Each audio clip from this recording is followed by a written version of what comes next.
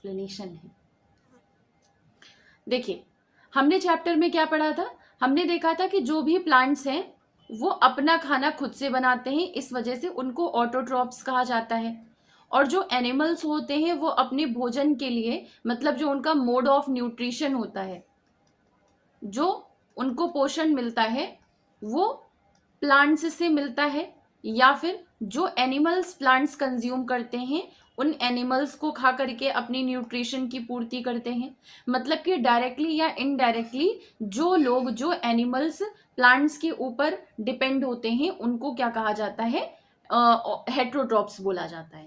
तो आपका ऑटोट्रॉप और हेट्रोट्रॉप था। ऑटो में हमने प्लांट का देख लिया था, हेट्रोट्रॉप मतलब किस तरीके से ये प्लांट्स के ऊपर डिपेंड होते हैं और जो भी ये भोजन करते हैं उसको किस तरीके से यूटिलाइज करते हैं, मतलब कि किस तरीके से उनका शरीर उस पोषण का यूज करता है, वो हम आज की क्लास में देखेंगे। सबसे पहले डाइजेशन क्या होता है, किसको कहेंगे कि आप डाइजेशन हुआ। जो भी पहले चीज, हम जो भी चीजें खाते हैं वो सारा का सारा आपका कॉम्प्लेक्स फॉर्म में होता है, जिसको कि कॉम्प्लेक्स सब्सटेंस बोला जाता है। हम जो भी खाना खाते हैं वो कॉम्प्लेक्स सब्सटेंस होता है, और कॉम्प्लेक्स सब्सटेंस को हम एज इट इज कंज्यूम नहीं कर सकते हैं। खा तो सकते हैं लेकिन हमारी बॉडी में जो उसका एब्जॉर्प्शन है वो एज इट इज नहीं हो सकता है, कॉम्प्लेक्स सब्सटेंसेस के फॉर्म में नहीं हो सकता है। हमें उसके लिए क्या करना पड़ता है, हमें उसको सिंपलर सब्सटेंस में कन्वर्ट करना पड़ता है, ठीक है। और इसी सिंपलर सब्सटेंस में कॉम्प्लेक्स सब्सटेंस का तोड़ना ही आपका क्या कहलाता है, डाइजेशन कहलाता है या फिर पाचन कहलाता है। जो भी कॉम्प्लेक्स फूड कंपोनेंट्स होते हैं उनको क्योंकि एज इट इज कंज्यूम नहीं किया जा सकता है, इसलिए उसको कंज्यूम करने के लिए या एब्जॉर्ब करने के लिए उसको सिंपलर सब्सटेंसेस में ब्रेक डाउन किया जाता है, और इसी ब्रेक डाउन की प्रक्रिया को डाइजेशन कहा जाता है। जो भी न्यूट्रिशन है, मतलब जो भी हम खाना खाते हैं, जो भी हम भोजन करते हैं, वो आपका 5 तरीके से 5 चरण में होकर के तब फाइनली हमारी बॉडी में एब्जॉर्ब होता है। सबसे पहले होता है इंजेशन, मतलब कि अंतर्ग्रहण, मतलब कि खाना खाना शुरू करना। फिर होता है डाइजेशन, जब ये कॉम्प्लेक्स फूड कंपोनेंट्स होते हैं ये सिंपलर सब्सटेंसेस में तोड़े जाते हैं हमारे पेट के अंदर, तो उसको डाइजेशन कहा जाता है। फिर उसके बाद जब ये स्मॉल इंटेस्टाइन में चले जाते हैं, और स्मॉल इंटेस्टाइन में जो भी ब्लड वेसल्स हैं उनके थ्रू जितना भी डाइजेस्टेड फूड है वो जब हमारी ब्लड वेसल्स के थ्रू बॉडी में पहुंचता है तो इसको एब्जॉर्प्शन कहते हैं।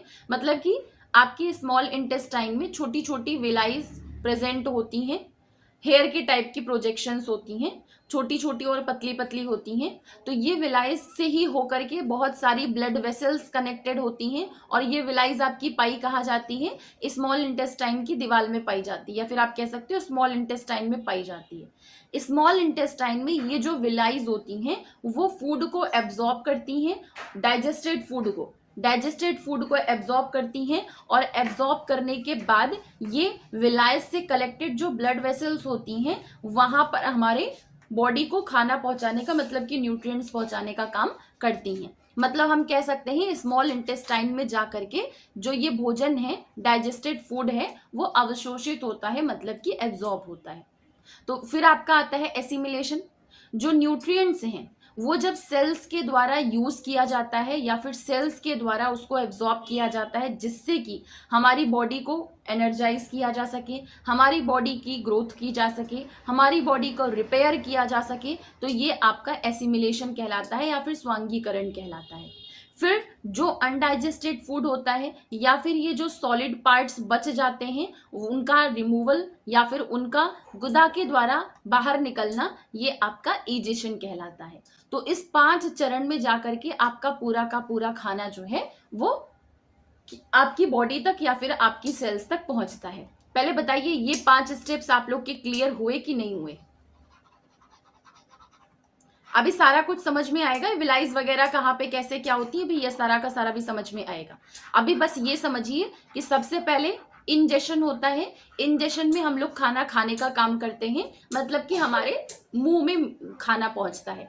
डाइजेशन पेट में जा करके जब जो भी कॉम्प्लेक्स सब्सटेंसेस हैं वो स्मॉल सब्सटेंसेस में कन्वर्ट होते हैं तो डाइजेशन कहलाता है, अवशोषण कहलाता है। एब्जॉर्प्शन कब होता है? स्मॉल इंटेस्टाइन में जो विलाइज होती हैं वो विलाइज आपकी ब्लड वेसल्स से कनेक्टेड होती हैं। उन ब्लड वेसल्स में डाइजेस्टेड फूड का पहुंचना एब्जॉर्प्शन कहलाता है। फिर उसके बाद हमारी सेल्स के द्वारा इन न्यूट्रिएंट्स का यूज करना, ये आपका एसिमिलेशन कहलाता है। उसके बाद जितना भी अनडाइजेस्टेड फूड है उसका हमारी बॉडी से बाहर निकलना ईजेशन कहलाता है। ठीक है, आगे बढ़ते हैं। तो ये 5 चरण है बेसिकली जिसमें जो पाचन तंत्र है वो होता है। अब हम बात करते हैं डाइजेस्टिव सिस्टम की। डाइजेस्टिव सिस्टम किसे कहा जाता है? डाइजेस्टिव सिस्टम एक लंबी सी कैनाल होती है, एक निरंतर नाल होती है, कैनाल बोलिए चाहे नाल होती है, एक लंबी सी नाल होती है जो कि एलिमेंट्री कैनाल कहलाती है। ये एलिमेंट्री कैनाल बहुत सारे पार्ट्स से मिलकर के बना हुआ है। बहुत सारे छोटे छोटे लाइन से भाग आते जाते हैं, जिस पूरे के पूरे भाग को कैनाल कहा जाता है या फिर एलिमेंट्री कैनाल कहा जाता है, या फिर इस पूरे के पूरे कैनाल को मिला करके हम डाइजेस्टिव सिस्टम बोलते हैं। ठीक है, तो सबसे पहले जो कंटिन्यूअस कैनाल हमारे मुंह से होकर के एनस तक जाती है, मुंह से होकर के गुदा तक एक जो पूरी की पूरी लंबी सी नाल जाती है उसको एलिमेंट्री कैनाल कहा जाता है। और इन सारी की सारे पार्ट्स मतलब कि buccal cavity, oesophagus, stomach, small intestine, इन सब से होते हुए जो हमारे ग्लैंड्स होते हैं इनके पूरे के पूरे काम को डाइजेस्टिव सिस्टम कहा जाता है। डाइजेस्टिव सिस्टम कहा जाता है मतलब कि सिर्फ और सिर्फ इन पार्ट्स की बात होगी तो उसको एलिमेंट्री कैनाल कहा जाएगा। अगर ग्लैंड्स को भी इंक्लूड कर लेंगे तो फिर आपका वो डाइजेस्टिव सिस्टम हो जाएगा। मतलब कि आप ग्लैंड्स को निकाल नहीं सकते हैं, क्योंकि हमको, जैसे कि ये पिट्यूटरी ग्लैंड है, जैसे कि आपका गॉल ब्लैडर है, जैसे कि आपका लीवर है, ये सब क्या है? ये सब ग्लैंड्स है ना। इनसे कुछ जूसेस सेक्रीट होते हैं और इन जूसेस की वजह से ही तो हमारा खाना पचता है। मतलब कि हमारे फूड के जो अलग अलग कंपोनेंट्स होते हैं, जैसे कि प्रोटीन हो गया, जैसे कि कार्बोहाइड्रेट हो गया, जैसे कि आपका क्या नाम है, विटामिन्स हो गए, तो ये सारी की सारी चीजें आपकी इन्हीं जूसेस के थ्रू ही तो डाइजेस्ट होती हैं। और ये जूसेस कहाँ से आ रहे हैं? पिट्यूटरी ग्लैंड, गॉल ब्लैडर या फिर लीवर से होकर के आ रहे हैं। तो लीवर और पिट्यूटरी ग्लैंड इन सब को मिला करके आपका ओवरऑल डाइजेस्टिव सिस्टम कहलाता है, पाचन तंत्र कहलाता है। केवल कैनाल की बात की जाएगी, केवल पार्ट्स की बात की जाएगी तो हम कहेंगे एलिमेंट्री कैनाल। और अगर कैनाल सारे के सारे पार्ट्स प्लस सारे के सारे ग्लैंड्स जब इनको मिक्स करके बोलेंगे तो इसको ह्यूमन डाइजेस्टिव सिस्टम कहा जाता है, इसको पाचन तंत्र कहा जाता है। ठीक है, हार्मोन्स की जरूरत थोड़ी पड़ती है खाना पचाने के लिए। खाना पचाने के लिए जूसेस की जरूरत पड़ती है, खाना पचाने के लिए हार्मोन्स की जरूरत नहीं पड़ती है। डायरेक्ट जो जूसेस सेक्रीट होते हैं उन्हीं से तो आपका खाना पचता है ना। तो हम उन ग्लैंड्स को मिला करके और जो पूरी की पूरी पाचन के भाग होते हैं उनको मिला करके केवल डाइजेस्टिव सिस्टम बोलेंगे। हमने बात किसकी की? पाचन की बात की है ना, डाइजेशन की बात की है। तो डाइजेशन के लिए जिन जिन चीजों की जरूरत पड़ रही है उसको मिला करके ही डाइजेस्टिव सिस्टम कहा जाएगा। चलिए अब देखते हैं ये जो एलिमेंट्री कैनाल है आपका, जो कि मुंह से होकर के गुदा तक जाता है, माउथ से लेकर के एनस तक जाता है, इसको क्या बोलते हैं? एलिमेंट्री कैनाल बोलते हैं। इस कैनाल में क्या क्या पार्ट्स आते हैं? सबसे पहले आती है बक्कल कैविटी, फिर आपका आता है ओइसोफेगस, फिर आपका आता है स्टमक। के दरवाजा बंद कर दो, खांसी आ रही है। फिर ये इसको कहते हैं स्टमक, मतलब फिर आता है आपका स्टमक। स्टमक के बाद आता है स्मॉल इंटेस्टाइन, स्मॉल इंटेस्टाइन के बाद लार्ज इंटेस्टाइन, और लार्ज इंटेस्टाइन जहां पे आकर के खत्म होती है उसको रेक्टम बोला जाता है।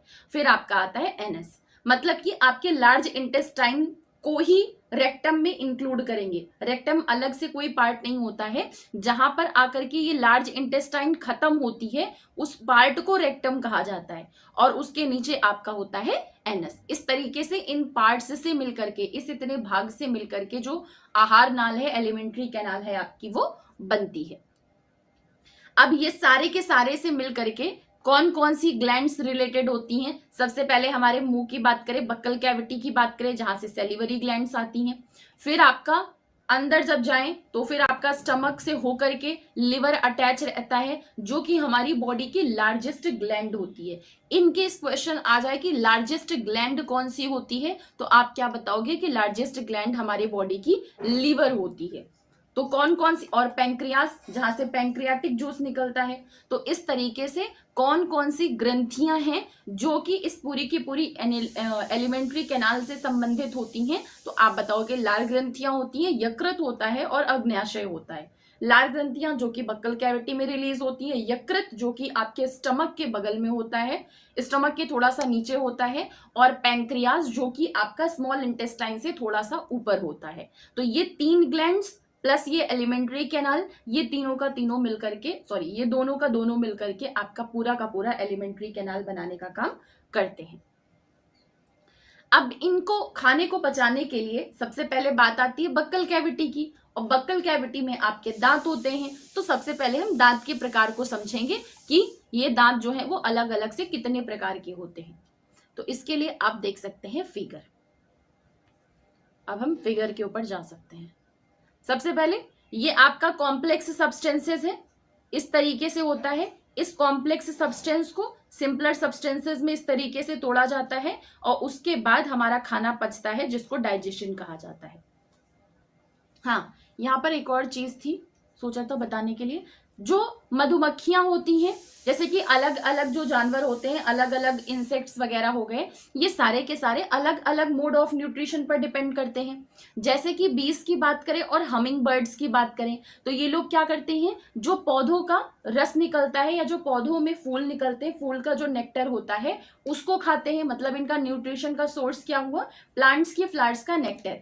जो इन्फेंट्स होते हैं, चाहे वो ह्यूमंस के हों या फिर जितने भी मैमल्स होते हैं उनके हों, वो अपने न्यूट्रिशन के लिए किस पर डिपेंड करते हैं, माँ की मिल्क, मदर्स मिल्क पर डिपेंड करते हैं। अगर स्नेक की बात करें, जैसे कि पाइथन है, वो अपने भोजन के लिए किस चीज पर डिपेंड करता है, वो अपने भोजन को, शिकार को एज इट इज ऐसे ही निगल जाता है। बहुत सारे एक्वेटिक एनिमल्स होते हैं, वो किस तरीके से न्यूट्रिशन लेते हैं या फिर वो कहाँ से भोजन करते हैं, जो क्या नाम है, छोटे छोटे फूड के पार्टिकल्स होते हैं, पानी पर आसपास तैरते रहते हैं, उन्हीं को खा करके वो जीवित रहते हैं। इस तरीके से अलग अलग इंसेक्ट्स और एनिमल्स या फिर आप कह सकते हो ऑर्गेनिजम्स हैं, जो कि अलग अलग तरीके से जो भोजन है या जो न्यूट्रिशन है वो गेन करते हैं। एक और यहाँ पर इंपॉर्टेंट पॉइंट आपके लिए है, जो स्टारफिश है वो किस तरीके से खाना खाती है, फिर किस तरीके से भोजन पोषण का अपने काम करती है। स्टारफिश किस तरीके के एनिमल्स को खाती है, ऐसे एनिमल्स को खाती है जिनकी जो आउटर शेल है वो हार्ड होती है। हार्ड शेल्स है मतलब कि वो कैल्शियम कार्बोनेट की बनी होती है। तो जो स्टारफिश है वो किस तरीके के एनिमल से अपना पोषण करती है, वो ऐसे एनिमल से अपना पोषण करती है जिनके हार्ड शेल्स होते हैं, मतलब जिनकी पूरी की पूरी बॉडी हार्ड शेल से पूरी की पूरी ढकी रहती है। और वो हार्ड शेल किस चीज का मिलकर के बनता है, कैल्शियम कार्बोनेट का बनता है। जब इनके सामने ऐसी कोई भी हार्ड शेल वाला एनिमल आ जाता है, तो सबसे पहले ये क्या करते हैं, इनकी मतलब सबसे पहले जो इनका स्टमक होता है वो इनके मुंह से बाहर आता है।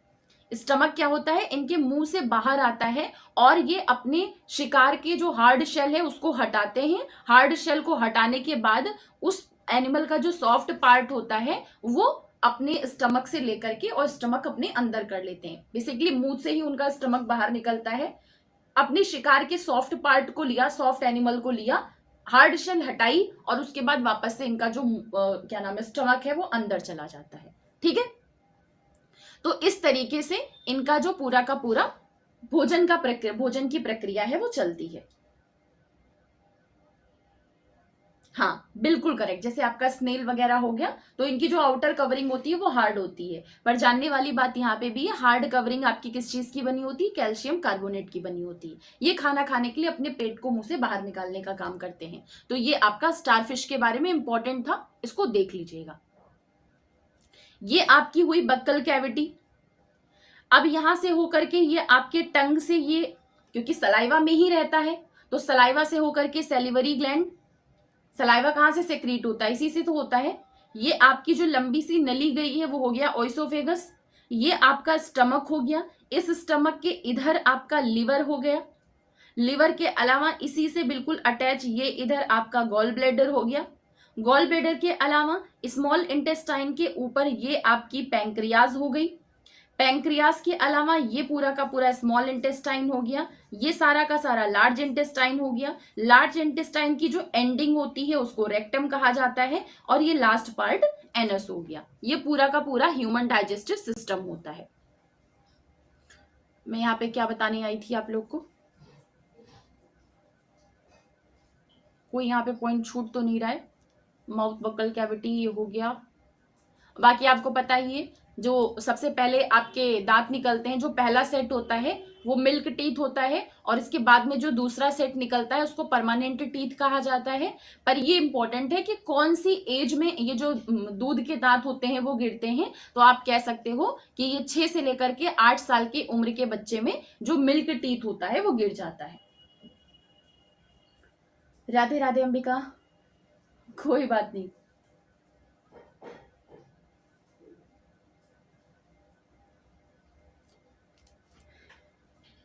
ये तो एमीबा में होता है। ये एमीबा में होता है कि फूड को कैच करने के लिए सीडोपीडिया का यूज करता है, मतलब कि नकली पैर।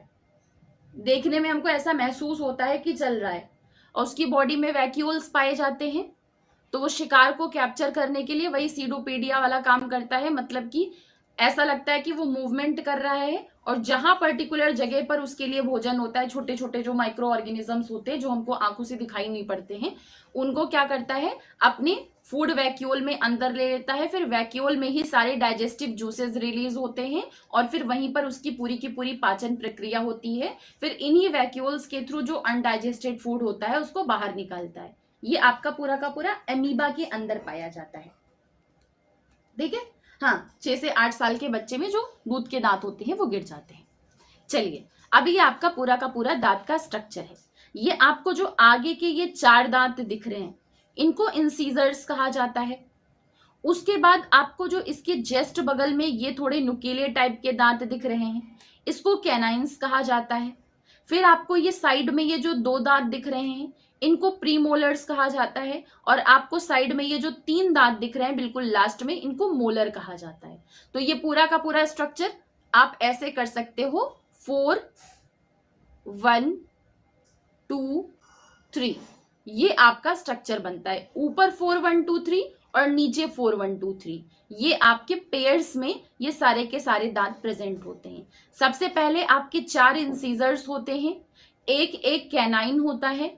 उसके बाद आपका 2 2 प्रीमोलर्स होते हैं, और 3 3 मोलर्स होते हैं। तो ये आपका पूरा का पूरा सेट है जो कि दांत का बनता है। ICPM, बिल्कुल, हाँ सॉरी, 2 1 2 3, क्योंकि आपके टोटल इंसीजर यहाँ पे हो गए ना, ये 2 और ये 2। ठीक है, तो ये आपके परमानेंट टीथ है। नहीं नहीं, 4 1 2 3 होता है, 2 1 2 3 नहीं, 4 1 2 3 ही होता है। करेक्ट है।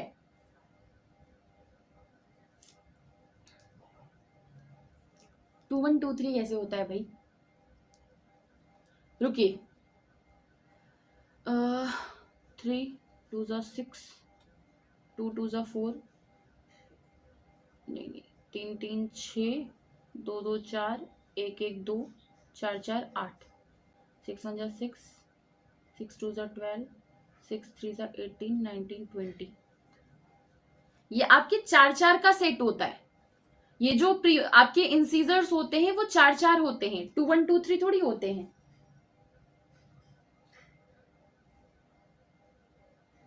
अच्छा अच्छा, ओके ओके, 2 1 2 3, ठीक है, 2 1 2 3, हाँ बिल्कुल। और जो छोटे बच्चे होते हैं उनमें कैनाइंस नहीं पाए जाते हैं, तो इस वजह से उनका जो बनता है वो 2 0 2 3 बनता है। ठीक है, तो ये आपके 4 सेट हैं, मतलब कि इंसीजर, कैनाइंस, प्रीमोलर्स और मोलर्स। ये आपके परमानेंट टीथ है जो कि बाद में निकलते हैं।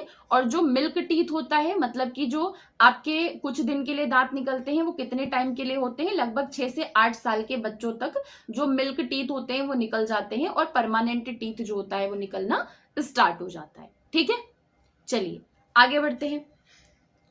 जो ये इंसीजर्स होते हैं, जो कृदंग होते हैं, ये किस चीज के लिए यूज किए जाते हैं? कटिंग के लिए और बाइटिंग के लिए। मतलब जो भी आप खाना खा रहे हो उस खाना को काटने के लिए या फिर उस खाने को बाइट करने के लिए इंसीजर्स का यूज करते हैं। कैनाइंस किस लिए होते हैं? कैनाइंस भोजन को फाड़ने के लिए यूज किए जाते हैं, टीयरिंग के लिए या फिर पियर्सिंग के लिए यूज किए जाते हैं। और जो प्रीमोलर्स और मोलर्स होते हैं इनको चिविंग के लिए और ग्राइंडिंग के लिए यूज किया जाता है। ये क्वेश्चन आपका बनता है कि इन सारे के सारे दांत में से कौन सा दांत का सेट ऐसा है जो कि काटने के लिए यूज किया जाता है, या फिर कौन सा है जो कि फाड़ने के लिए यूज किया जाता है, कौन सा है जो कि चबाने के लिए यूज किया जाता है। दूध के दांत पहले सेट 6 से 8 साल में गिर जाते हैं और उसके बाद आपका परमानेंट टीथ बच्चों में निकलते हैं। आगे बढ़ते हैं। अब ये जो पूरा का पूरा भोजन है वो किस तरीके से पूरा नीचे जाता है? शुरुआत कहां से होती है? बक्कल कैविटी से, मतलब कि मुंह से, जिसको कि मुख गुहा बोला जाता है। यहां पर मैकेनिकली, मतलब कि हमारा खाना जब पेट में चला जाता है तो फिर तो हमको किसी भी तरीके से शारीरिक रूप से श्रम करने की जरूरत तो पड़ती नहीं है। पेट में तो अपने आप से ही पूरी की पूरी प्रक्रिया चल रही है। तो इस वजह से जो मैकेनिकल प्रोसेस होती है वो आपकी तब होती है जब आप बक्कल कैविटी में या फिर मुख गुहा में भोजन को डालते हो, मतलब कि आप खाने को चबाना स्टार्ट करते हो। उसके बाद सलाइवा ये आपके सलेवरी ग्लैंड से निकलते हैं। ये क्या करते हैं? स्टार्च को शुगर में कन्वर्ट करने का काम करते हैं। ये आपकी केमिकल प्रोसेस होती है। अब यहां से जो जो क्वेश्चन बन सकते हैं उन सब चीजों को ध्यान से देखिएगा। सबसे पहले सलाइवा कहां से निकलता है? सैलिवरी ग्लैंड से निकलता है। सैलिवरी ग्लैंड्स कहां पे पाई जाती है? मुख गुहा के अंदर पाई जाती है। सलाइवा का काम क्या होता है? स्टार्च को शुगर में कन्वर्ट करना, क्योंकि हम जो भोजन करते हैं वो हमारा प्लांट्स बेस्ड ही फूड खाते हैं हम, और वो जो प्लांट बेस्ड फूड होता है उसमें स्टार्च पाया जाता है, क्योंकि फूड जनरली स्टार्च ही तो स्टोर होता है, क्योंकि जो लीव्स होती है उनके थ्रू यही वाला फूड बनाया जाता है। स्टार्च के फॉर्म में ही कार्बोहाइड्रेट स्टोर होता है। तो हम कह सकते हैं कि स्टार्च जो है वो शुगर में कन्वर्ट किया जाता है हमारे सलाइवा के द्वारा। तो ये किस तरीके की प्रक्रिया होती है? ये केमिकल प्रोसेस होती है। मतलब आप कह सकते हो जो शुरुआती काम होता है वो मैकेनिकल और केमिकल दोनों होता है। मुख गुहा में मैकेनिकल प्रोसेस होती है जब दांत से हम खाने को चबाने की कोशिश करते हैं, और मुख गुहा में ही आपकी केमिकल प्रोसेस होती है जब ये सैलिवरी ग्लैंड से निकला हुआ सलाइवा फूड के स्टार्च को शुगर में कन्वर्ट करने का काम करता है। ठीक है, राधे राधे अक्षय। ठीक है, क्लियर हो गया? हाँ बिल्कुल, जो भोजन का पाचन है वो मुख से ही स्टार्ट होता है। ये भी क्वेश्चन कई बार पूछा गया है। कई बार मतलब डिफरेंट एग्जाम्स हैं पर उनमें पूछा जाता है कि जो पाचन की क्रिया है वो कहाँ से शुरू होती है, तो वो आपकी मुख से ही स्टार्ट होती है। Tongue mixes food with saliva and helps swallowing. अब क्या करता है? जीभ का काम शुरू होता है, वो सलाइवा के साथ खाने को मिक्स करने का काम करता है और नीचे ओइसोफेगस में खाना को ढकेल देता है, जो कि हम निगल जाते हैं।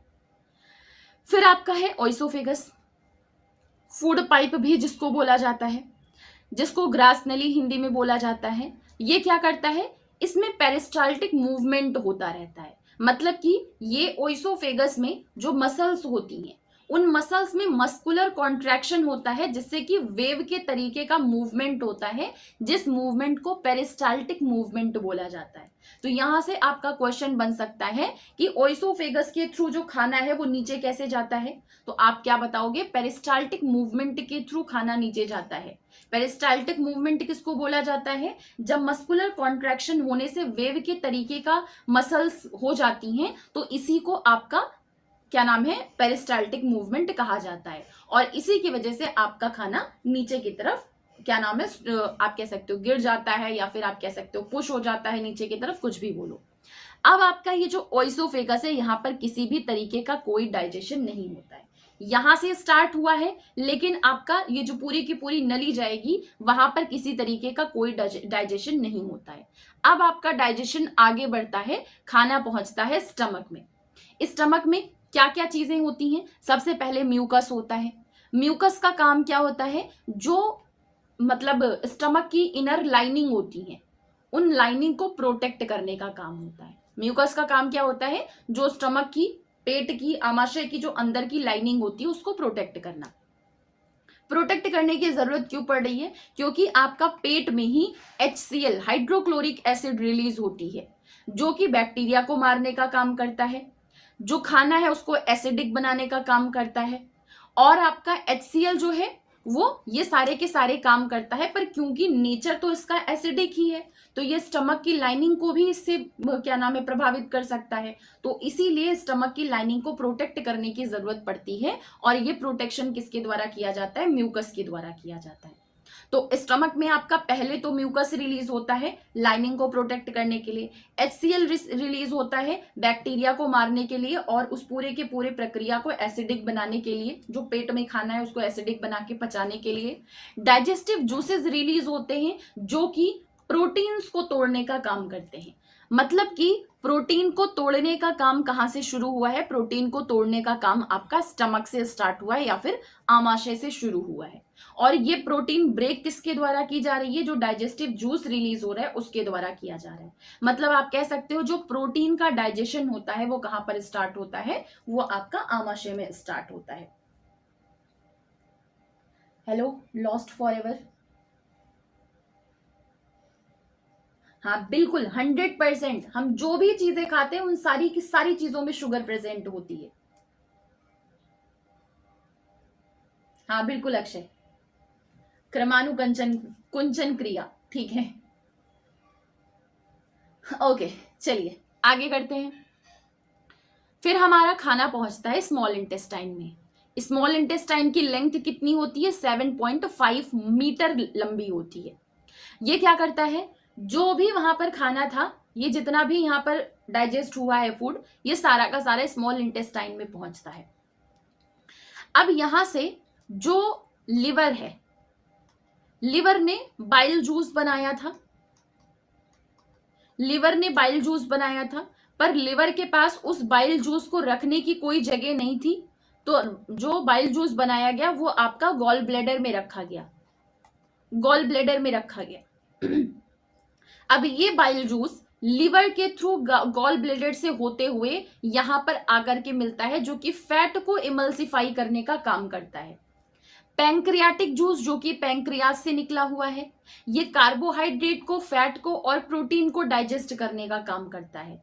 इसी स्मॉल इंटेस्टाइन से कुछ जूस निकलते हैं जो कि पूरे के पूरे डाइजेशन को पूरा करने का काम करते हैं। तो आप कह सकते हैं कौन सा फाइनल प्रोडक्ट यहां पर बनता है? जो कार्बोहाइड्रेट होते हैं वो यहाँ पर ग्लूकोज में कन्वर्ट होते हैं, जो प्रोटीन होता है वो यहाँ पे एमिनो एसिड्स में कन्वर्ट होता है, जो फैट होता है वो फैटी एसिड और ग्लिसरॉल में कन्वर्ट होता है, और जो विलाय होती हैं, जो आपके छोटे छोटे इस तरीके के स्ट्रक्चर होते हैं, इन्हीं से होकर के सारी की सारी ब्लड वेसल्स जाती हैं, और ये विलाइस क्या करती हैं? In glucose, amino acid, fatty acid, glycerol, इसमें जो फूड कन्वर्ट हुआ है, जो प्रोडक्ट बना है, उसको एब्जॉर्ब करने का काम करती हैं और एब्जॉर्ब करके इन ब्लड वेसल्स तक भेजती हैं, जिससे कि पूरी बॉडी के सेल्स को पूरा का पूरा खाना मिलता है। ठीक है,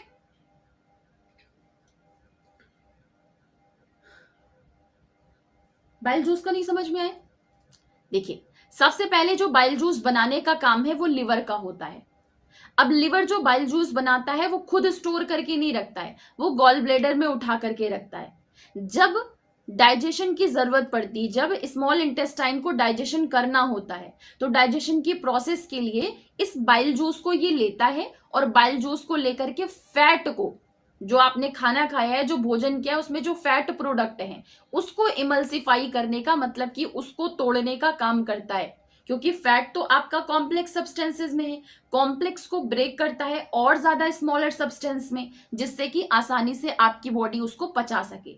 लेकिन आपका जो पैंक्रियाटिक जूस है वो क्या करता है? वो सिर्फ और सिर्फ फैट नहीं, बल्कि फैट के साथ साथ प्रोटीन और कार्बोहाइड्रेट, इनको भी डाइजेस्ट कराने में मदद करता है। पर ये पैंक्रियाटिक जूस आता कहां से है? पैंक्रियास से आता है। ये सारा का सारा स्मॉल इंटेस्टाइन में फिनिश हो रहे हैं, ये सारी की सारी चीजें स्मॉल इंटेस्टाइन में फिनिश हो रही हैं।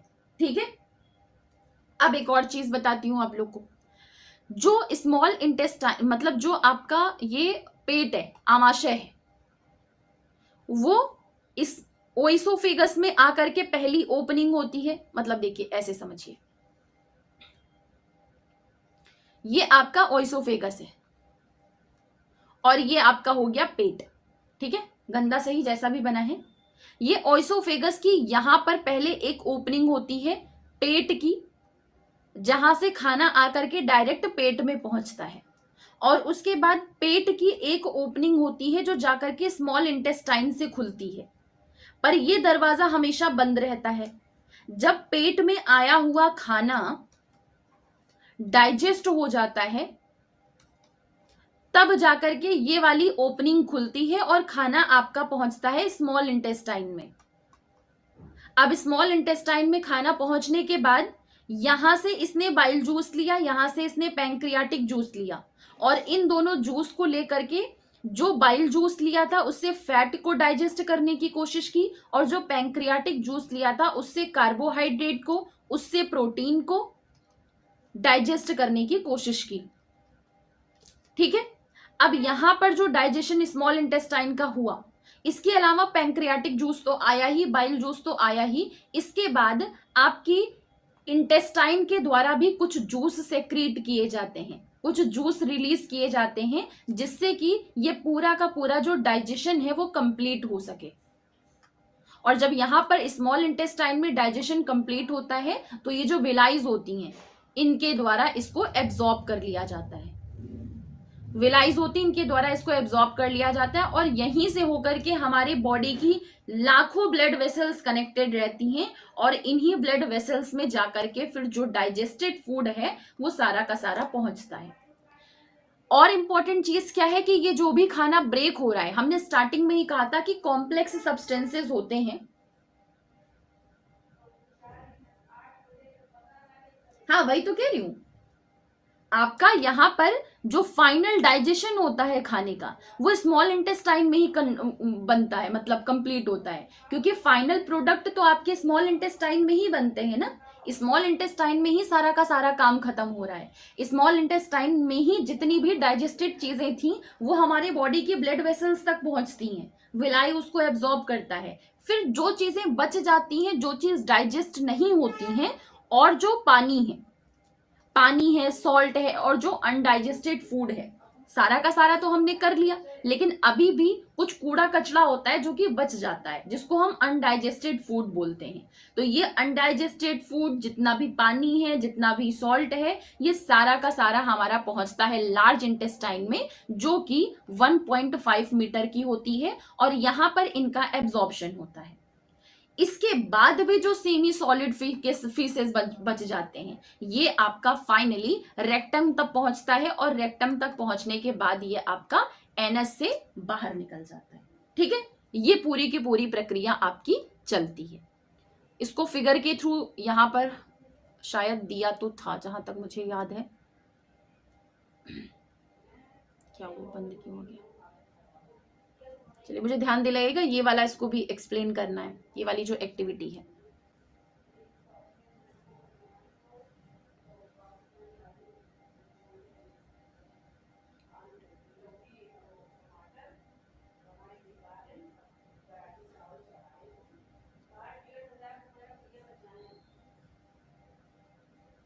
दिया तो था,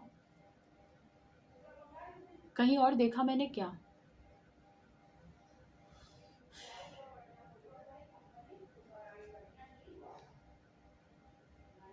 चलिए, अभी तो नहीं मिल रहा, पता नहीं, कहीं मैंने देखा तो था।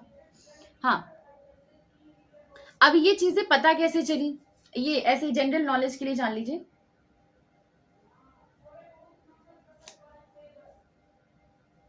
Good morning puchka.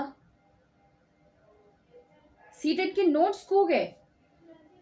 नोट्स तो आप लोग की जायदाद है, अभी उसको कैसे आप लोग खो सकते हैं?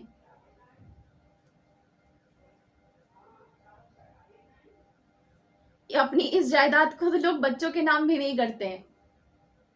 चलिए ढूंढिए, घर में ही कहीं पड़ा होगा, मिल जाएगा। फिर आपका है कि ये स्टमक में ही ये इतनी सारी की सारी प्रक्रिया होती है, ये कैसे पता चला?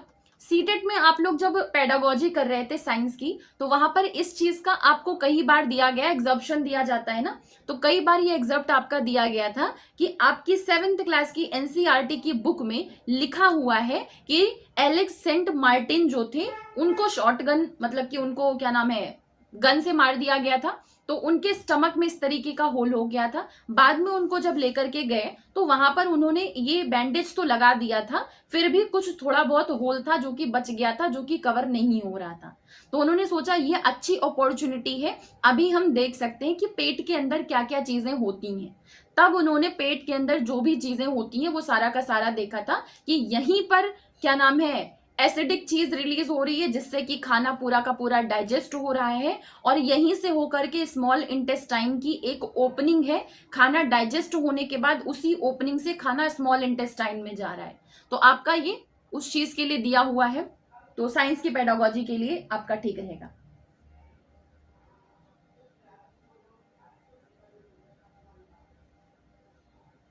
अच्छा, ये तो बहुत गड़बड़ बात है।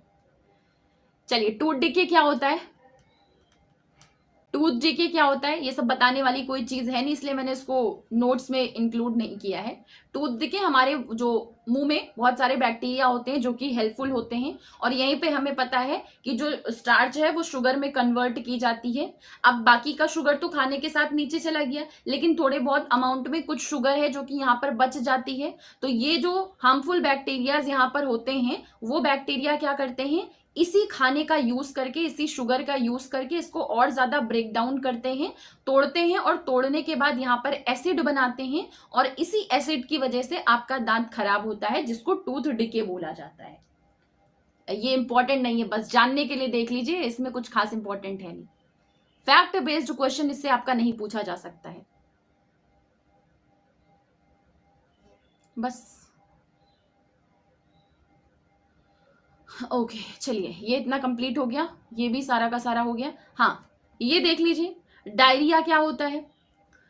जब आप देखोगे आपके स्टूल के साथ, मतलब वाटरी स्टूल जब लगातार पास होता है, तो इस कंडीशन को डायरिया कहा जाता है।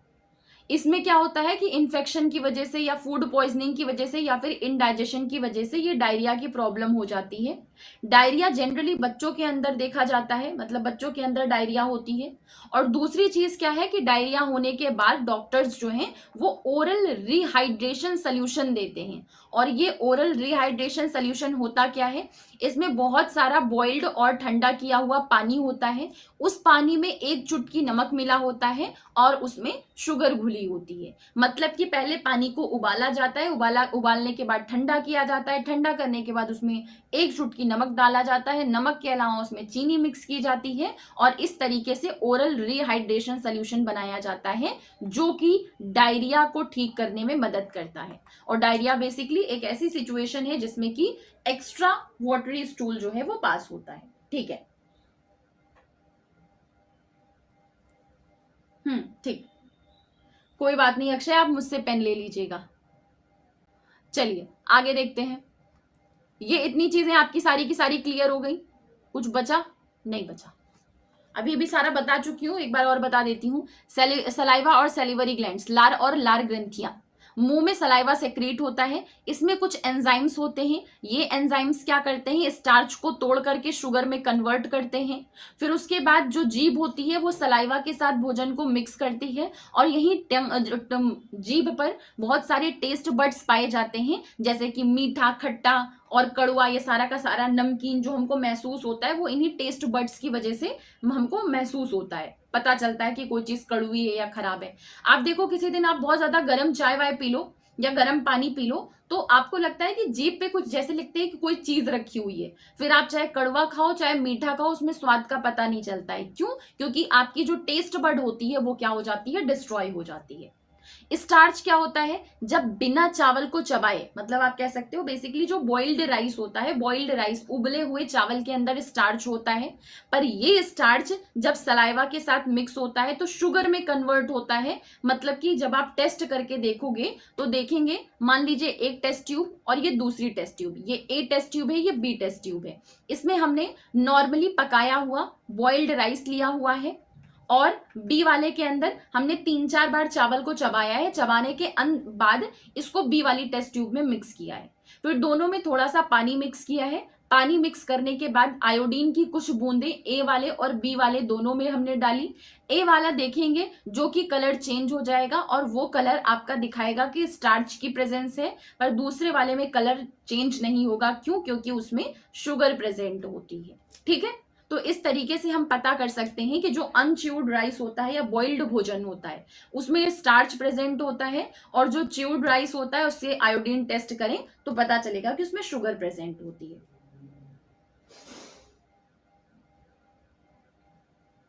ये आपसे बताइए कैसे पूछा जा सकता है? फिगर बेस्ड क्वेश्चन तो आते नहीं है, तो कहां पर कौन सा टेस्ट बड होता है ये क्वेश्चन नहीं आ सकता है, पर कौन कौन से टेस्ट बड प्रेजेंट होते हैं ये क्वेश्चन आपका आ सकता है। हाँ बिल्कुल करेक्ट अंबिका, बी वाले में स्टार्च नहीं होगा। बिल्कुल। चलिए नेक्स्ट देखते हैं, स्टमक, आमाशय। शेप कैसा होता है? जे शेप्ड होता है, सबसे बड़ा पार्ट होता है। यहाँ पर म्यूकस रिलीज होता है, यहाँ पर HCl हाइड्रोक्लोरिक एसिड रिलीज होता है, यहाँ पर डाइजेस्टिव जूसेस रिलीज होते हैं। म्यूकस रिलीज होके क्या करता है, जो इनर लाइनिंग होती है स्टमक की उसको प्रोटेक्ट करने का काम करता है। HCl रिलीज होता है, वो क्या करता है, वहां पर एसिडिक मीडियम क्रिएट करता है जिससे कि खाना आसानी से पच जाए और बैक्टीरिया को मारने का काम करता है। डाइजेस्टिव जूसेस क्या करते हैं, सबसे पहले यहीं पर प्रोटीन का ब्रेक होना, प्रोटीन का टूटना स्टार्ट होता है। मतलब प्रोटीन का जो डाइजेशन है वो स्टमक से स्टार्ट होता है, क्योंकि स्टमक में डाइजेस्टिव जूसेस सबसे पहले प्रोटीन को ही तोड़ने का काम करते हैं। यहां पर आपका जो खाना है वो मतलब लगभग आप कह सकते हैं डाइजेशन पूरा हो जाता है, लेकिन पूरी तरीके से डाइजेशन आपका जाकर के बाद में पूरा होता है जब स्मॉल इंटेस्टाइन में खाना पहुंचता है। जो यकृत है वो पूछा जाए लार्जेस्ट ग्लैंड बॉडी में कौन सी होती है, तो लार्जेस्ट ग्लैंड जो है वो लिवर होती है, रेडिश ब्राउन कलर की होती है। इसके द्वारा बाइल जूस सेक्रेट किया जाता है, लेकिन ये अपने ही द्वारा बनाया गया जूस खुद स्टोर नहीं करता है, गॉल ब्लेडर को जाकर के दे देता है कि तुम रखो, जब काम लगेगा तब दे देना स्मॉल इंटेस्टाइन को। जो बाइल है वो इंपॉर्टेंट रोल प्ले करता है। क्यों? क्योंकि ये फैट्स का डाइजेशन का काम करता है। क्वेश्चन अगर पूछ लिया जाए कि फैट्स के डाइजेशन को क्या कहा जाता है, तो आप बताओगे इमल्सिफिकेशन कहा जाता है। फैट्स के डाइजेशन को क्या बोलते हैं? फैट्स के डाइजेशन को इमल्सिफिकेशन बोलते हैं। और इसकी शुरुआत कहां से होती है? ये आपकी लिवर के द्वारा जो बाइल जूस सेक्रेट किया जाता है उसी के द्वारा होता है, पर ये स्मॉल इंटेस्टाइन में जाकर के तब होता है। प्रेजेंट कहां पर होता है, इसकी पोजीशन क्या होती है? अपर एब्डोमेन के राइट साइड में ये होता है। अपर एब्डोमेन आपका जो पेल्विक एरिया पूरा ये सारा का सारा होता है, ये लोअर एब्डोमेन होता है, और जहां पर ये पेट और ये पूरा का पूरा पैंक्रियाज वगैरह है इसको अपर एब्डोमेन कहते हैं। तो अपर एब्डोमेन के राइट साइड में आपका जो लिवर है वो प्रेजेंट रहता है। पैंक्रियाज, अग्न्याशय, ये थोड़ा सा क्रीम कलर का होता है, क्रीम कलर की ग्लैंड होती है जो कि स्टमक के नीचे होती है। ये पैंक्रियाटिक जूस सेक्रेट करने का काम करती है, और इस जूस से कार्बोहाइड्रेट, फैट और प्रोटीन इन तीनों का ही डाइजेशन होता है। स्मॉल इंटेस्टाइन 7.5 मीटर लंबी होती है, क्वाइल्ड होती है। यहाँ पूरे के पूरे फूड कंपोनेंट्स का जो फाइनल डाइजेशन होता है वो छोटी आंत में ही आकर के पूरा होता है। यहाँ पर विलाई पाई जाती है। अगर आप सिंगल एक की बात करोगे तो उसको विलस बोला जाता है, लेकिन अगर ओवरऑल की बात करोगे तो उसको विलाई बोला जाता है। विलाई क्या होती है? फिंगर के तरीके की प्रोजेक्शंस होती है जो कि मतलब कि सरफेस एरिया पूरा का पूरा कवर करके रखती है, और इन्हीं विलाई से होकर के ब्लड वेसल्स कनेक्टेड रहती हैं, पूरे के पूरे भोजन को मतलब जो भी कंपोनेंट में तोड़ा गया है उसको एब्जॉर्ब करने का काम करती हैं। ठीक है, उसको एब्जॉर्ब करने का काम करती हैं। यहीं पर आपका जो कार्बोहाइड्रेट है वो ग्लूकोज में कन्वर्ट होता है, जो प्रोटीन है अमीनो एसिड्स में कन्वर्ट होता है, जो फैट होता है वो फैटी एसिड और ग्लिसरॉल में कन्वर्ट होता है, और इस तरीके से विलाई के द्वारा ये सारा का सारा एब्जॉर्ब करके ब्लड वेसल्स को भेज दिया जाता है। लार्ज इंटेस्टाइन 1.5 मीटर लंबी होती है, चौड़ी होती है। ये वाटर को, सॉल्ट को और अनडाइजेस्टेड फूड को एब्जॉर्ब करने का काम करती है। जो भी सेमी सॉलिड फीकस बचता है वो आपका रेक्टम में जाकर के स्टोर हो जाता है, फिर आपका एक्सपेल के थ्रू मतलब बाद में एनस के थ्रू बाहर निकल जाता है, जिसको कि इजेशन बोला जाता है। डायरिया क्या होता है? जब लार्ज इंटेस्टाइन के द्वारा जो भोजन है मतलब वाटर, सॉल्ट, ये सारी की सारी चीजें ठीक से एब्जॉर्ब नहीं हो पाती हैं, तो इसी को डायरिया बोला जाता है। क्योंकि ये एब्जॉर्ब नहीं हुआ तो आपकी बॉडी में पानी की कमी होगी, क्योंकि ये एब्जॉर्ब नहीं हुआ तो आपकी बॉडी में नमक की कमी होगी। इसी वजह से चीनी नमक का घोल मिला करके डायरिया में पिया जाता है, जिसको ORS कहा जाता है। ठीक है, अब हम देखते हैं कि जो ग्रास ईटिंग एनिमल्स होते हैं, मतलब कि ऐसे एनिमल्स जो कि घास खाने का काम करते हैं, उनमें डाइजेशन कैसे होता है, उनका पाचन कैसे होता है। ये आगे आज ही पढ़ाऊं कि कल पढ़ाऊं? हाँ बिल्कुल कल्पना, ये तो है, इसमें आपको ज्यादा पढ़ना पड़ेगा। बताइए, आगे आज ही कंटिन्यू करूं कि कल पढ़ाऊं? चलिए ठीक है, चलिए। रूमिनेंट्स किसको बोला जाता है? ऐसे एनिमल्स, ऐसे जानवर जो कि घास खाते हैं। ज्यादा नहीं बचा है, आई थिंक 10 मिनट और जाएगा, 10 मिनट में कंप्लीट कर दूंगी, 10 मिनट का टाइम दीजिए। रूमिनेंट्स रोमंथी किसको बोला जाता है? ऐसे जितने भी एनिमल्स हैं जो कि घास खाते हैं, जैसे कि गाय है, बफेलो, डियर, गोट्स, इन सबको रूमिनेंट्स कहा जाता है। आपने जनरली देखा होगा जो गाय है या भैंस है, वो खाना उनको नहीं भी खाना होता है या फिर खाना नहीं भी खा रहे होते हैं, तब भी आपने देखा होगा कि वो खाने को चबा रहे होते हैं, मतलब उनका मुंह जो है वो लगातार चल रहा होता है। ऐसा क्यों होता है? क्योंकि जब भी उनके सामने हम उनका भोजन रखते हैं, मतलब कि घास या पैरा गांव में बोला जाता है, घास या पैरा वगैरह रखा जाता है, तो उसको वो डायरेक्ट ही निगल लेते हैं और उसको अपने स्टमक में रख लेते हैं। स्टमक में, उनके पेट में ही एक हिस्सा होता है जिसको रूमेन बोला जाता है, रूमेन बोला जाता है। यहाँ पे ये क्या करते हैं, इस पूरे के पूरे निगली हुई घास को स्टोर करने का काम करते हैं। बेसिकली स्टमक का एक हिस्सा होता है रूमेन, जिसके अंदर इस घास वगैरह को एब्जॉर्ब करने का काम करते हैं। हाँ बिल्कुल। फिर उसके बाद जो, मतलब कि अभी तो जो भी खाना था वो पूरी तरीके से डाइजेस्ट तो हुआ नहीं है, अभी तो उन्होंने बस केवल निगल लिया है। तो ये जो पार्शियली डाइजेस्टेड फूड होता है उसको क्या क्या बोला जाता है? कड़ बोला जाता है, जुगाली बोला जाता है। आंशिक पाचन जो है उसको कड़ बोला जाता है। बाद में जो यही कड़ है वो वापस से छोटे छोटे लम्स में मुंह में आता है और फिर वही इसको ये चबाते हैं आराम से बैठ करके, शांति से, जिसको रूमिनेशन कहा जाता है। मतलब इस पूरी की पूरी प्रक्रिया को रूमिनेशन कहा जाता है। और ऐसे एनिमल्स जो कि इस प्रक्रिया को करते हैं उसको रूमिनेंट्स कहा जाता है। हाँ बिल्कुल सही कहा आपने आर्यन, साइंस बहुत इंटरेस्टिंग है, बस केवल इंटरेस्ट के साथ पढ़िए तो और ज्यादा इंटरेस्टिंग लगेगी। तो इतना हो गया कि जो कुछ भी होता है घास वगैरह, सबसे पहले पूरा का पूरा निगल लेते हैं, फिर पेट के एक हिस्से में जिसको रूमेन बोला जाता है वहां स्टोर करने का काम करते हैं। जो आंशिक पाचन होता है उसको जुगाली कहा जाता है। बाद में वही जुगाली जो होती है वो मुंह में छोटे छोटे टुकड़ों में मुंह में वापस आती है, जिसको वो धीरे धीरे आराम से रिलैक्स होकर के बैठ के चबाता है। ये पूरी की पूरी प्रक्रिया रोमंथन या फिर रूमिनेशन कहलाती है। और ऐसे जानवर, ऐसे पशु जिनके द्वारा ये प्रक्रिया की जाती है उनको रोमंथी कहा जाता है। अब बात करते हैं सेल्यूलोज डाइजेशन की। हमको पता है ये जो घास होती है इसमें सेल्यूलोज ज्यादा मात्रा में पाया जाता है, मतलब एक तरीके का कार्बोहाइड्रेट होता है। तो घास में सेल्यूलोज ज्यादा मात्रा में पाया जाता है। लेकिन जो ह्यूमंस होते हैं वो सेल्यूलोज को डाइजेस्ट नहीं कर सकते हैं। पर जो एनिमल्स होते हैं, जैसे कि आपका क्या नाम है, यही गाय भैंस की ही बात करें, उन्हीं का एग्जाम्पल लेते हैं। तो रूमेन में ऐसे बैक्टीरिया पाए जाते हैं। हमने देखा ना कि स्टमक में, पेट में ही एक पार्ट होता है, एक हिस्सा होता है जिसको रूमेन कहा जाता है, जहां पर ये खाने को स्टोर करने का काम करते हैं। तो यहीं पर सेल्यूलोज को डाइजेस्ट करने में उनकी मदद करते हैं। ठीक है, हाँ टीजीटी का तो हाई लेवल का होगा बिल्कुल, क्योंकि उसमें आपकी 11th 12th की भी आएगी और कुछ कंटेंट उनका मन करेगा तो वो ग्रेजुएशन से भी उठा के डाल देंगे। सेल्यूलोज आपका एक तरीके का कार्बोहाइड्रेट होता है,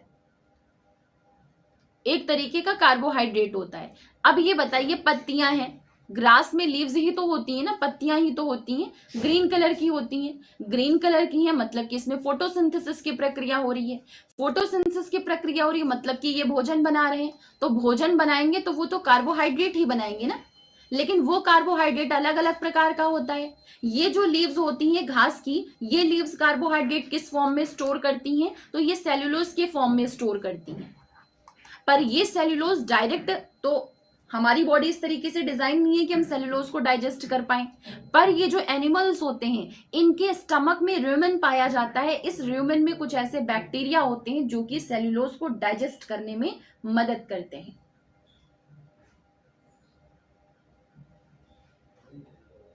अच्छा, मतलब सॉरी, टीजीटी में आपका 10th तक का आता है, लेकिन 11th की और 12th के कुछ कुछ कंटेंट है ना, कि आप कह सकते हो 10% लेवल बढ़ाने के लिए 11 to 12th के कुछ कुछ टॉपिक्स हैं जो कि डाल दिए जाते हैं। पर बेसिकली टीजीटी में आपका 10th तक आता है, पर 11-12th का भी कुछ कंटेंट थोड़ा सा लेवल हाई करने के लिए डाल दिया जाता है। चलिए, thank you so much Akshay, पूछने का काम तो आप कर ही लेते हैं। साग में भी होता है, इसी वजह से कहा जाता है कि हम लोग जो भी भोजन करते हैं ना, अगर मान लीजिए डाइजेस्ट नहीं हो रहा हो, तो डाइजेस्ट ना हो तो हमको साग खाना चाहिए, क्योंकि वो हमारा पेट उसको डाइजेस्ट तो कर नहीं पाएगा, तो वो क्या होता है, डायरेक्ट जो कुछ भी सॉलिड फूड होता है उसके साथ मिक्स हो जाता है और डाइजेशन को आसान कर देता है। डाइजेशन मतलब हमारे बॉडी से अनडाइजेस्टेड फूड को बाहर निकालने में आसान कर देता है, क्योंकि हमारे पेट में वो पचा तो है नहीं, तो वो किस में जाएगा, अनडाइजेस्टेड फूड में जाएगा, और अनडाइजेस्टेड फूड के साथ जब मिक्स होगा तो आसानी से हमारी बॉडी से निकल जाएगा। तो इसी वजह से कहा जाता है कि ये जो फाइबर वाली सब्जियां या जो साग वगैरह, इन सब चीजों को ज्यादा खाना चाहिए, तो हमारे लिए आयरन में हेल्प हो जाती है और बाकी फूड को डाइजेस्ट करने में मदद हो जाती है। हाँ बिल्कुल अक्षय, नहीं नहीं, मतलब कि 10th 11th में, सॉरी 9th 10th में जो जो टॉपिक्स आते हैं वो टॉपिक 11 12th में दिया हुआ है, तो 11 12th में उस टॉपिक से लेवल हाई करने के लिए क्वेश्चन होते हैं। हाँ, लिखा आपका यही रहता है। ओके, आगे बढ़े।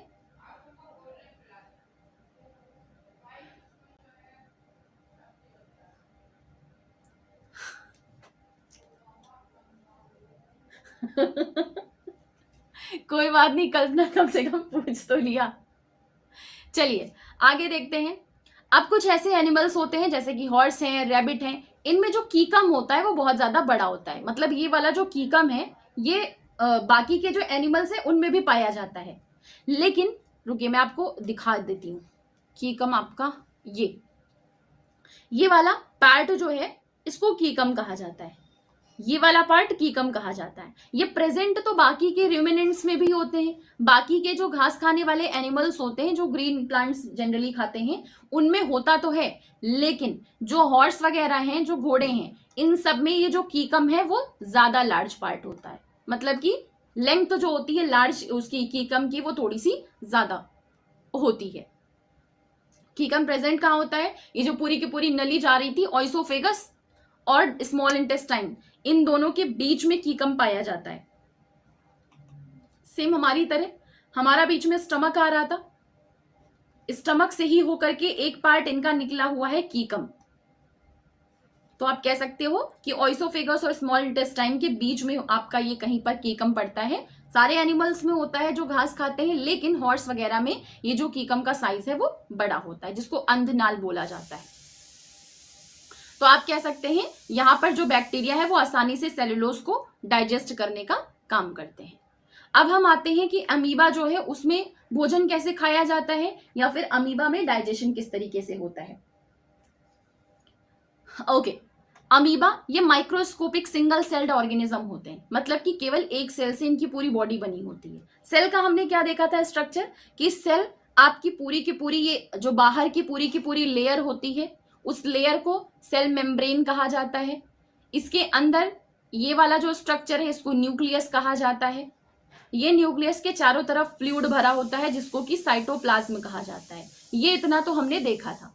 तो क्योंकि जो आपका अमीबा होता है वो सिंगल सेल्ड एनिमल होता है, ऑर्गेनिज्म होता है, जो कि तालाब के पानी में जनरली पाया जाता है, माइक्रोस्कोप से ही हम देख सकते हैं। तो तालाब के पानी में पाया जाने वाला सूक्ष्म एक कोशिकीय जीव है जिसको अमीबा कहते हैं। इसका स्ट्रक्चर कैसे होता है कि इसकी बॉडी में सेल मेम्ब्रेन होते हैं, इसकी बॉडी में न्यूक्लियस होता है, उसकी बॉडी में साइटोप्लाज्म होता है, जैसे कि नॉर्मली एक सेल में पाया जाता है। लेकिन अमीबा के अंदर एक एक्स्ट्रा चीज पाई जाती है, फूड वैक्यूल्स। इन्हीं वैक्यूल्स के थ्रू इनका खाना इन होता है, खाना अंदर जाता है, इन्हीं वैक्यूल्स के थ्रू खाना बाहर जाता है और इन्हीं वैक्यूल्स के अंदर इनके खाने का डाइजेशन होता है। ठीक है, तो ये इतनी चीजें हैं जो कि इनके पूरे के पूरे स्ट्रक्चर में पाई जाती हैं। इनका मूवमेंट किस तरीके से होता है, ये लगातार फिंगर लाइक प्रोजेक्शन जो होता है इनकी बॉडी का, जिसको सीडोपीडिया बोला जाता है, उसको फॉल्स फीट भी कहते हैं, ये आपका लगातार शेप चेंज, मतलब कि लगातार आगे की तरफ पुश होता रहता है, जिसकी वजह से हमें देख के लगता है कि ये आकार जो है लगातार बदल रहा है। तो मूवमेंट किस वजह से होता है, सीडोपीडिया की वजह से होता है, फॉल्स फीट की वजह से होता है। यही फिंगर लाइक प्रोजेक्शंस जब बाहर की तरफ पुश होते हैं तो देख के क्या लगता है कि इनका लगातार मूवमेंट हो रहा है। और मान लीजिए ये इतना तो हमको समझ में आ गया कि इनमें मूवमेंट जो है वो सीडोपीडिया के द्वारा होता है। जब ये पुश होते हैं तो इनके आसपास मान लीजिए कोई फूड पार्टिकल पड़ा हुआ है, उस फूड पार्टिकल को इनको खाना है, तो ये क्या करेंगे, अपने वही नकली पैर से जो हल्का सा पुश दे करके जो मूवमेंट होता है उस मूवमेंट को करेंगे। जहां पे इनका फूड वैक्यूल होगा वहीं पर अपनी बॉडी को ले जाके सेट करेंगे, फूड वैक्यूल के अंदर खाने को निगल लेंगे, निगलने के बाद इसी वैक्यूल के अंदर डाइजेस्टिव जूसेस सेक्रीट होते हैं, इन्हीं पाचक रस के द्वारा फिर इनका जो खाना है वो सिंपलर सब्सटेंसेस में कन्वर्ट होता है, मतलब कि टूटता है। उसके बाद जो भी इनका डाइजेस्टेड फूड है वो यहीं से एब्जॉर्ब हो जाता है, जो कि इनकी मदद करता है इनके ग्रोथ में, इनके मेंटेनेंस में, इनके मल्टीप्लिकेशन में। और जो बच जाता है अनडाइजेस्टेड रेजिड्यू होता है वो इसी वैक्यूल्स के थ्रू बाहर फेंक दिए जाते हैं। ठीक है,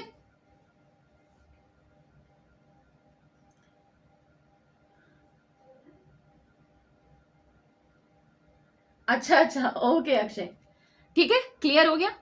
तो अमीबा में मुंह नहीं होता है, ना ही किसी तरीके का पाचन तंत्र होता है, ये जो पूरी की पूरी प्रक्रिया है वो इनकी वैक्यूल्स के अंदर चलती है। चलिए, आप क्लास 7th में पढ़ा करके आए, उसके लिए आपको पैसे मिलेंगे, मैं यहाँ पे पढ़ा रही हूँ, मुझे इसके लिए पैसे नहीं मिलेंगे। चलिए, ये था हमारा पूरा का पूरा चैप्टर।